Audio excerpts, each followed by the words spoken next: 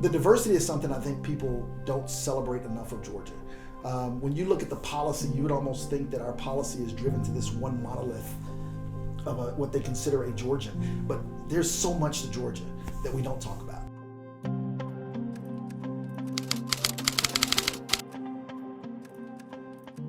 So I'm State Representative Erick Allen, serve Georgia's 40th District, and I am running for Lieutenant Governor in 2022. I've been in the legislature for four years. I'm running for Lieutenant Governor because it's a very important role in Georgia. It really serves as a dual, one foot in the legislative, but one foot in the executive. I'm someone who doesn't give up. When you look at the role of Lieutenant Governor, the reason we have SB 202 and voter suppression is because we had a Lieutenant Governor that didn't fight. Georgia is one of 17 states where the Lieutenant Governor is not elected on a slate with the governor. This gives Georgians an opportunity to elect our own Lieutenant Governor. Can you share with us your priorities and how you plan to work with the governor to execute on a platform that serves the many and not the few?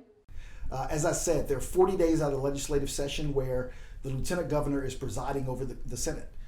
That's where you can have a real imprint on the legislation that comes out. There are so many things we can do within the departments. We can work with the Department of Community Health to expand health care to more Georgians. We can work with the Environmental Protection Division by rule to be more aggressive with those that pollute our air, land, and soil and water. So there are so many things that the Lieutenant Governor can do. Once in office, I'm going to open an Office of Diversity and Inclusion to look at every piece of legislation and score it on how inclusive that piece of legislation is and what the impact will be to everyday Georgians. The fall of Roe is imminent, and Georgians are likely to lose abortion access. In addition to prohibiting abortion, many states criminalize pregnant people and abortion providers. What will you do to protect and expand abortion access in Georgia and prevent the criminalization of pregnant people?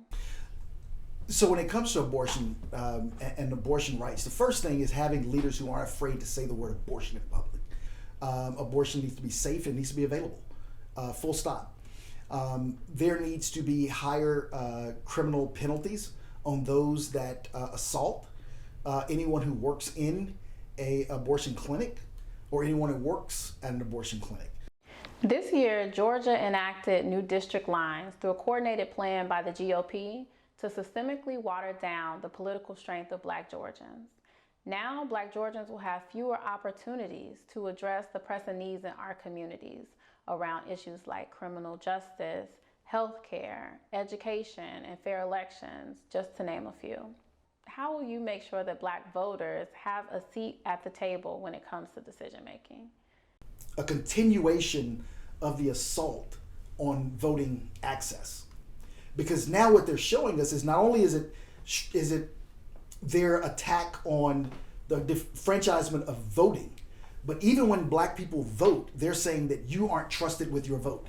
Let me give you an example of why I say that. If you look at East Cobb as an area by itself, over the last 2 cycles, there have been 3 Black women elected. In 2018, Lucy McBath won a congressional seat. They have drawn her out. In 2018, Sharice Davis, the first black woman to serve a full term on the Cobb County School Board, drawn out of East Cobb. 2020, Jerica Richardson, first Black Cobb County Commissioner to serve East Cobb, drawn out. All by Republicans who live in West Cobb or don't even live in that area. So what they're basically saying is not only do we want to attack your right to vote and your access to voting, but when you vote, we're going to use our majority to take away the voice that you've given, even in that community. What will you do to promote public safety of all Georgians, especially Black, brown, and poor Georgians who are most often over-policed and over-criminalized? You know, the police are almost like become militarized, and you don't call in the military for situations that don't require force. And there are a lot of nonviolent domestic issues, people in mental health crisis, other things where someone with a gun and a taser is not the most appropriate response. We also need to invest more in public defenders and in our DA offices to make sure that they're not there to prosecute solely, but they're there to deter and prevent crime, which means also finding alternative sources for people outside of prison.